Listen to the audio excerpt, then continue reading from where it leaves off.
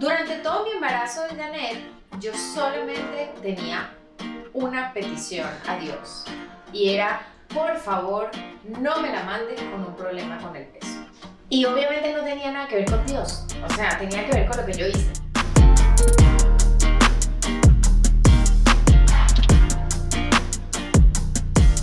¿Comenzamos? Lista. Bienvenidos a la esquina Let's Go Green. ¿Qué estás haciendo? La introducción. Ok, es así, es la introducción. Como quedamos en el video pasado, hoy vamos a hablar de los errores del pasado.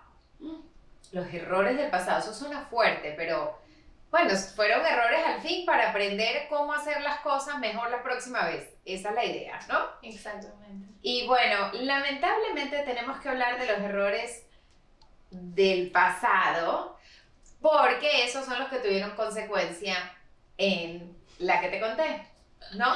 Bueno, vamos a hablar primero de los errores que yo no podía controlar porque era muy chiquita, cosas que como mamá primeriza se cometieron, no a propósito, sabemos que todo vino de un lugar de amor, pero reconociendo que pudimos haber hecho las cosas un poquito diferentes.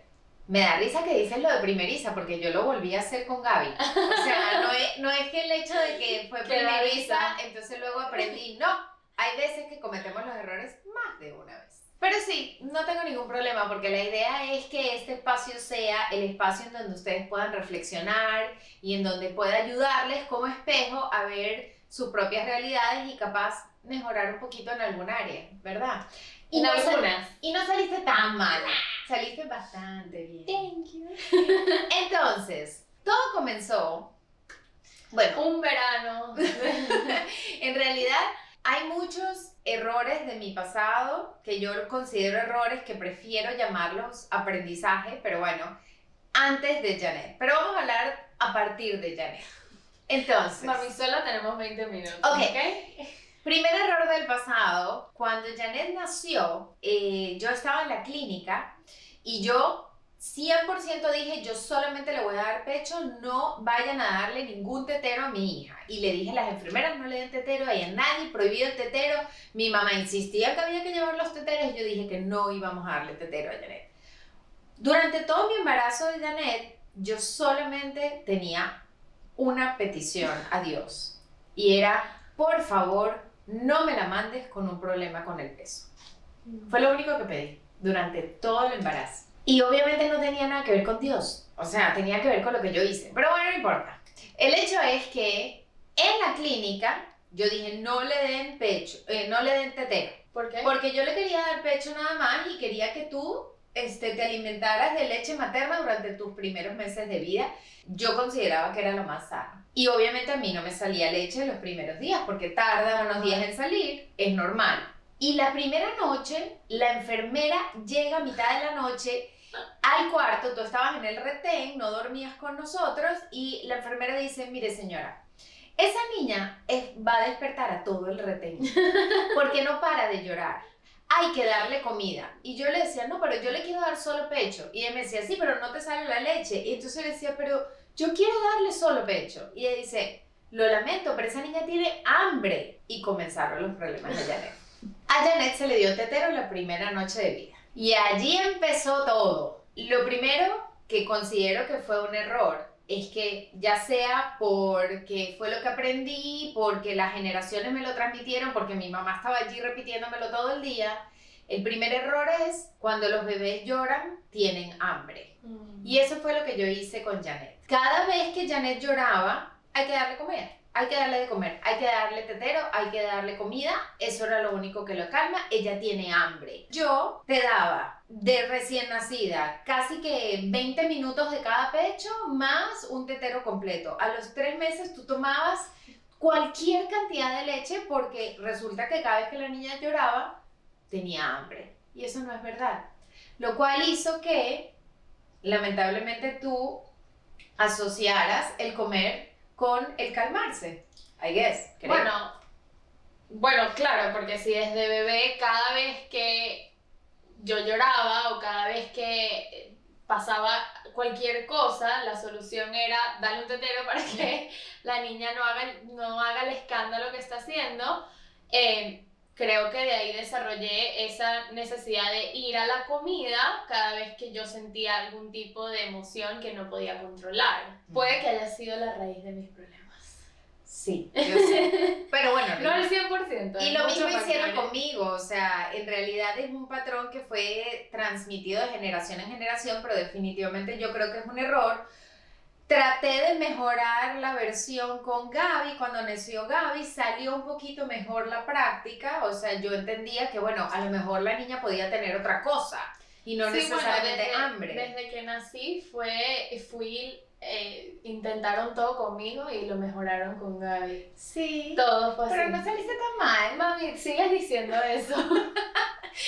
El hecho es que desde el punto de vista de comida, sí, salió un poquito mejor con Gaby. Porque con Janet, es verdad, cada vez que tú llorabas, te dábamos algo de comer. Desde muy bebé y desde grande también, porque cada vez que... Ajá, igual, o sea, cuando eras grande, te sentías mal y estabas incómoda, o a lo mejor estabas cansada, a lo mejor tenías sed, cualquier cosa que pasaba que te hiciera quejarte o llorar, te dábamos algo de comer. Y te calmabas y funcionaba súper bien en ese sentido nada más, pero obviamente no funcionó desde el punto de vista de patrones de alimentación. Claro.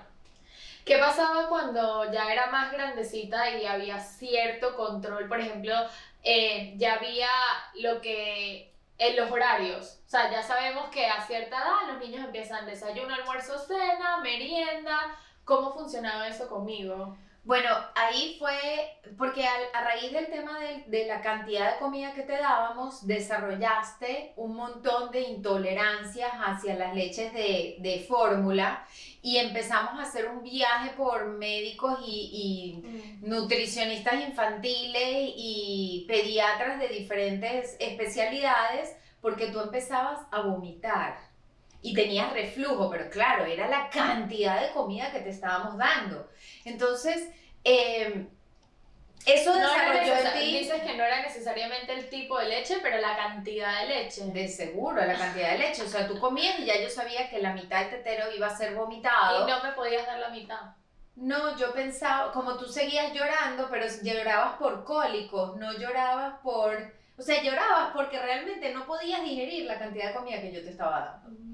Y yo eso no lo entendía. Entonces yo entendía que tú vomitabas y después como a la hora y media volvías a llorar por otra cosa y yo decía, tiene hambre otra vez porque vomitó la mitad. Entonces y así hacíamos un círculo terrible. Ay, qué cómico que dices eso porque sí me acuerdo que yo asociaba, ahorita no tanto, pero cuando era chiquita, cuando me sentía mal del estómago y yo vomitaba, me acuerdo de ese pensamiento de decir, bueno, ya vomité, entonces tengo que comer. ¿Viste? Wow, ¿de verdad te acuerdas de eso? Sí, o sea, que... Eso no funciona así, gente. No funciona así. Pero sí me acuerdo que me dolía Yo odio vomitar en general, no es algo que me gusta. Pero me acuerdo que cuando tenía dolores de barriga o lo que sea, yo iba... Si tenía que vomitar, vomitaba y después decía, bueno, pero como ya vomité, ahorita tengo que comer porque... Ya no tengo el móvil. Entonces uno seguía comiendo y comiendo. Pero vamos a avanzar un poco más. Bueno, tenemos aquí chuleta. Vamos a sacar la chuleta. Yo considero que es el primer error. Ok. Cuando vemos que el bebé, el niño, la niña tiene un problema con el peso o con la alimentación, así sea que no quiere comer nada o que come demasiado, como era mi caso, ¿qué se tiene que hacer? Porque ¿qué es lo que sí descubriste que puede llegar a ser la solución? Bueno, el primer error en ese sentido es que cuando yo ya me di cuenta de que tú tenías un problema del peso y ya tenías un problema de la manera en que comías, lo que hice fue empezar a llevarte de doctor en doctor y especialista en especialista tratando de averiguar qué pasaba contigo. Pero no entendía que podía ser el problema. Claro, o sea, contigo había un problema, pero no entendía que tenía que abordar el tema desde la familia, o sea, qué pasaba con los patrones, qué estaba haciendo yo.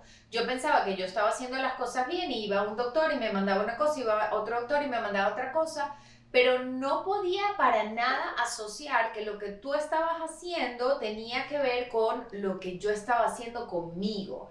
Entonces, la realidad es que teníamos que todos abordar el tema desde el punto de vista familiar, que creo que lleva al siguiente error, que el siguiente error es no le digas a tus hijos lo que tienen que hacer si tú no lo estás haciendo. O sea, si tú no eres el ejemplo, no va a pasar, gente. O sea, ese patrón no va a transmitirse. Bueno, y yo recuerdo perfectamente cuando éramos chiquitas que Gaby y yo teníamos una dieta en el colegio, por ejemplo. O sea, tú fuiste y hablaste con toda la gente de la cantina y te aseguraste de que nosotros teníamos unos alimentos específicos. No podíamos comprar las empanadas ni el pollo con arroz, no. O sea, nosotros teníamos otro menú. ¿Pero qué hacía yo? Y comíamos así durante el colegio. Obviamente igual en el colegio Gaby y yo conseguíamos nuestras maneras muy creativas de buscar comida no saludable fuera del plan nutricional. Pero igual al salir del colegio nos pasábamos buscando, íbamos a restaurantes. O por ejemplo los viernes, como era cena familiar, bueno, los viernes las calorías no cuentan. Entonces los viernes nos desatábamos, Gaby y yo, en la cena familiar, o los domingos en la mañana. O los domingos cuando salíamos a almorzar, o sea, y ellas me veían a mí comer muchas veces sin control, o lo contrario, me veían a mí restringirme totalmente por un tiempo y luego totalmente lo contrario, entonces... Sí, me acuerdo de tus dietas, me acuerdo mucho, sí, me acuerdo que de repente un día llegabas y decías, esto no se come más, y entonces... cambiabas tu rutina, tus dietas así muy estrictas, pero de la nada, y después te das cuenta que no funcionaba y volvíamos a la normalidad. Pero también me recuerdo, tú siempre has tenido una dieta diferente a la nuestra porque eras vegetariana y comías diferente, pero me acuerdo mucho como que nosotras tener nuestro plato con algún tipo de comida y tú otra cosa, y siempre estabas intentando otra cosa.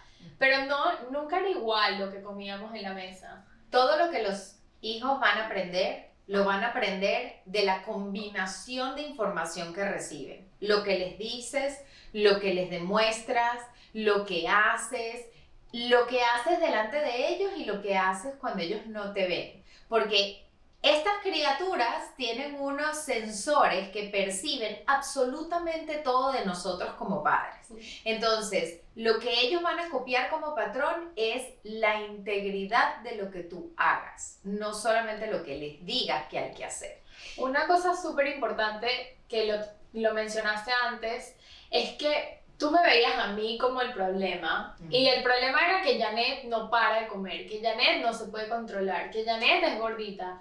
Y el ponerme a mí la culpa y el dirigir toda esa ansiedad, presión hacia mí era súper dañino para mí, porque yo me sentía como el problema. Y creo que es muy importante tomar el paso de, como padres, que me lo has comentado y lo hemos hablado antes, de no externalizar el problema y decir que el problema es el niño, pero entender que es un problema de la dinámica familiar y que es un problema que puede ser resuelto a través de la introspección de todos los miembros de la familia, no solamente del niño. Es súper difícil pedirme a mí, como yo tenía 10, 12 años, y tú me estabas pidiendo a mí que yo me restringiera, que haga dietas, que tal, y en verdad no era realista porque yo no tenía esas herramientas. Y tampoco era lo correcto para nadie, porque ese creo que es el otro error, que también nosotros pensábamos que el tener o llegar a tener un peso que supuestamente había que tener, se llegaba a través de restricciones, se llegaba a través de limitaciones, se llegaba a través de extremos. Y gente, los extremos no funcionan, de ninguno de los dos lados. Entonces yo pasaba de total restricción a cero restricción. ¿Sabes qué es lo otro? Que yo nunca sentí que yo estaba siendo educada en el porqué de las cosas. O sea, muchas veces el nutricionista dijo, pollo a la plancha con ensalada. Ok, pero ¿por qué pollo a la plancha con ensalada? ¿Y por qué ensalada de tal ensalada y no la otra? Entonces yo siento que a veces nosotros vemos a los niños como que, bueno, ellos tienen que seguir las reglas de la casa, ellos tienen que prestar atención y hacer lo que mamá y papá digan y comerse lo que le ponemos en la mesa. Y no sé si es la mejor técnica, yo creo ahorita que hay que involucrar a los niños en el proceso de toma de decisiones, y lo hemos hablado mucho con clientas que tenemos y con participantes de la mentoría, que, concha, le agarren a sus hijos 10 años, 6 años, 15 años, llévenselos con ustedes al mercado, elijan los vegetales, que ellos elijan los vegetales, pónganlos a cortar vegetales, así sea con un cuchillo de plástico, Jueguen y con los colores, las texturas. cocinen, prueben las cosas, pero involucren a los niños en el proceso. Es súper importante porque yo no siento, o sea, yo hoy sé que el pollo a la plancha es mejor que el pollo frito, pero porque yo lo estudié y yo me encargué de educarme, pero a los 12 años yo no tenía ni idea, o sea, yo solo lo veía como que qué fastidio que no me puedo comer el pollo que era más rico. Y eso también creo que viene de generación en generación, porque yo me recuerdo que cuando mi mamá era cocinera, eso era lo que ella hacía todo el día. Y yo me recuerdo que yo me acercaba a la cocina a ayudarla, y mi mamá no le gustaba la manera en que yo la ayudaba porque a ella le gustaba hacer las cosas de cierta forma. Entonces lo que yo empezaba a picar algo, ella me decía, no, deja, yo lo hago. Y de repente, ok, voy a hacer tal cosa, y entonces lo empezaba a hacer y me decía, no, así no, deja, yo lo hago, tú tranquila. Entonces yo tampoco estuve involucrada en la cocina para nada, y de hecho no me gusta cocinar. Cuando ellas eran pequeñas yo tampoco cocinaba, yo tenía una persona que cocinaba en la casa porque en nuestros países eso era permitido y podíamos hacer eso. Y yo no me involucraba para nada en la cocina, no me involucraba para nada en nada que tenga que ver con la alimentación. No. Pero lo otro que quería decir es que nosotros como padres, o sea, yo entiendo que yo sentía que tú eras el problema, que tú tenías un problema, no podía ver que yo tenía un problema. O si lo podía ver por algunos momentos, sentía que tu problema no tenía nada que ver con mi problema. Pero como madre me sentía súper responsable y culpable por tu problema. Porque al final del día yo decía, yo soy la mamá, yo estoy haciendo algo mal y yo no sé qué es lo que tengo que hacer. Entonces, en cada viaje a cada especialista era, saca todo de la casa que ella no deba comer. Saca todo de la casa que ella no deba comer. Otro especialista, Doris, deja que la casa tenga de todo y ella en algún momento va a parar y va a elegir bien. Vuelve a meter todo para la casa. Cocina de tal manera, manda a cocinar de tal manera. Entonces yo de verdad tenía viajes emocionales muy fuertes porque yo decía, yo soy la responsable de que esta niña tenga ese sobrepeso y no tengo ni idea de qué es lo que tengo que hacer. Ya va, perdón. Y por eso hice Let's Go Green. Let's Go Green yo lo hice porque yo necesito que la gente entienda qué es lo que tiene que pasar, que yo hubiese querido que me explicara alguien a mí cuando yo era joven y cuando yo empecé a criar a mis hijas. Y eso es Let's Go Green. 100%. Yo quería decirte que yo nunca noté que tú tenías un problema. O sea, lo puedo ver ahorita porque podemos hacer el análisis y vamos para atrás y vemos las fotos y vemos los videos, pero para mí tú nunca tuviste un problema de sobrepeso. ¿Tú no me notabas con sobrepeso cuando tenías sobrepeso? No, jamás. ¿Qué veías? Nada, veía a mi mamá, o sea, nunca me di cuenta de los cambios físicos, los altos y bajos, o sea, tenías tantos altos y bajos que yo te veía promedio. Gracias. Pero es muy particular que digas eso, porque eso yo siempre pensé que yo era la que tenía el problema, y yo decía, o sea, mi papá también tiene problemas de sobrepeso, toda la familia, y realmente yo a él tampoco lo vi grande hasta que yo crecí y dije, ok, claramente él tiene sobrepeso. Pero jamás, cuando yo era chiquita, mis padres tenían sobrepeso. Era yo la única que siempre sufría con el peso. Mi hermana tampoco tenía el problema.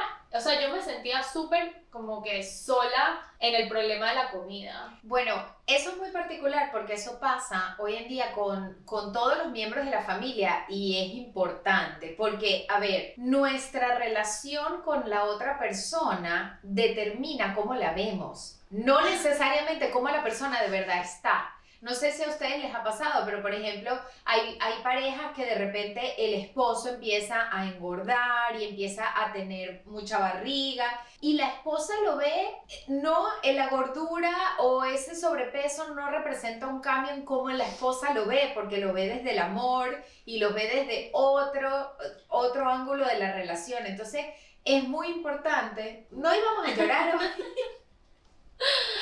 Es muy importante que entendamos que la relación, el afecto y eso que une a la pareja o a los hijos o a los hermanos o a los compañeros de colegio o a los familiares puede modificar la forma en que los vemos físicamente. No, y a mí me pasa mucho con mi esposo, con Eduardo. Eduardo me dice, perdí no sé cuántos kilos y yo, te ves súper.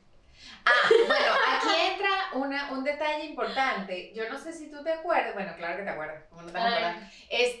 Yo compraba ropa para Janet mucho más grande que lo que Janet era. O sea, yo veía a Janet muy grande y le compraba tallas enormes y cuando yo le traía la ropa, Janet se la probaba y cuando ya era más grandecita me decía, pero ¿por qué me compraste esta talla? Y le quedaba gigante y es que así la veía yo. Y sabes que yo adapté eso también porque yo no me puedo comprar ropa online. No existe. Porque no sé ver lo que soy. Entonces, miles de veces me compré cosas online y llegaban gigantes. Y yo compraba 2XL, 3XL. ¿Qué pasó con el vestido de novia? Mi vestido de novia. Janet compró un vestido de novia y cuando se lo puso cabían 2 Janet. Y yo digo, pero ¿qué talla de vestido de novia compraste tú? Me lo fui a probar y No, el que te compraste online. Ah, sí. El que te compraste online era gigante, ahí está. Eso es o sea, ese vestido es para cubrir Connecticut. O sea, así, todo Connecticut. Sí, y nosotros, otro error que tenemos es que tenemos nuestra visión desarrollada de una forma en que no guarda relación con la realidad muchas veces. Y a mí me pasa con Janet, y me pasaba mucho más, y ahora me pasa conmigo. ¿Por qué? Porque, a ver, yo siempre fui gorda, no importa si estaba en talla 0, yo me veía a mí misma en el espejo y me veía gorda. Y hasta hace poco me pasaba todavía en ese mismo extremo. Hoy en día obviamente me pasa mucho menos, pero yo les puedo confesar que muchas veces me veo en el espejo y veo cosas de mí que yo siento que siguen gordos. Y ya sé que puede sonar horrible, yo sé, porque no, o sea, suena absurdo lo que estoy diciendo, pero lo que estoy tratando de transmitir es cuán distorsionada puede estar nuestra percepción de nosotros mismos basado en lo que nosotros consideramos un problema que ya está instaurado en nuestro cerebro de tantos años de un problema. Y yo a veces me veo y digo, eso, ¿qué pasó aquí? Pero no, o sea, no tiene nada que ver con la realidad. Sí, definitivamente la visión totalmente distorsionada. O sea, yo hoy en día me veo en el espejo y no veo ninguna diferencia de hace 7 meses, que sé que hay una diferencia en los kilos, pero no lo veo. Y te digo, ropa online no puedo comprar porque compro 10 veces más grande y de por sí el otro día fui a comprar ropa en persona, agarré, por ejemplo,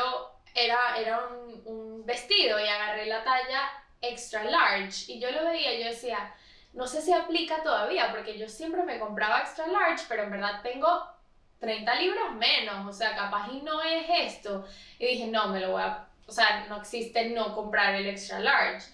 Y me lo probé y en verdad me quedaba grande, pero yo decía, ¿será que en verdad me queda grande o no me queda grande? ¿Te queda grande y todavía te lo preguntabas? Sí, yo no estaba entendiendo. Entonces fui y agarré una talla large y me la probé y yo decía, pero ¿será que todavía me queda grande o es así brincapo? O sea, yo todavía lo dudo, no tengo esa certeza de que, ok, esta es mi talla, así me veo. Es full complicado y es emocionalmente, de verdad que es agotador a veces, porque uno dice, ok, tienes que darte el mérito que te mereces, tienes que sentirte bien y no sé qué, pero no se da tan fácil.